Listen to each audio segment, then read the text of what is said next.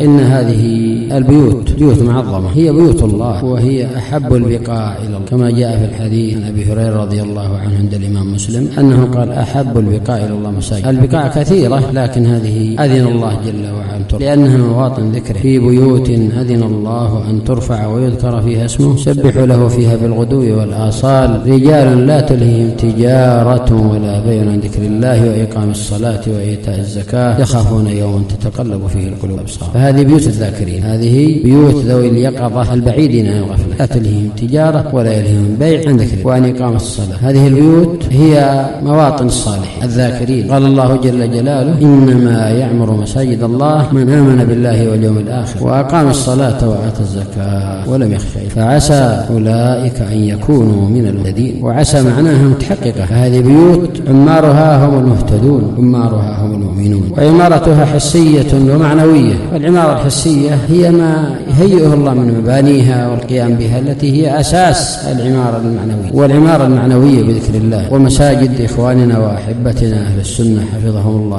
هي مساجد ومدارس، هي مساجد تؤتي ثمارها ويتخرج منها الحفاظ، مساجد قرآن وحفظ قرآن، ومساجد سنة وحديث، ومساجد مثل هذه الماعات التي تحفها الملائكة وتغشاها الرحمة وتنزل عليها السكينة فيذكرها الله في من عنده. هذه مساجد أهل السنة، مساجد أسست على التقوى من أول يوم للعلم النافع والعمل الصالح. يهنأ من بنى لله عز وجل مسجدا صغر أو كبر وكان قصده هو ذلك القصد الذي أراده الله من عباده. في حديث أبي هريرة رضي الله عنه أن النبي صلى الله عليه وسلم قال: من بنى لله مسجدا ولو كمفحص قطاه بنى الله له بيتا في الجنة. مفحص القطاه طائر صغير لا يتسع موطن قدم، ولكن هذا لبيان فضيلة بناء المساجد.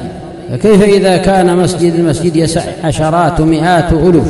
كم في ذلك من أجور، كم في ذلك من خير، كم في ذلك من بيوت في الجنة.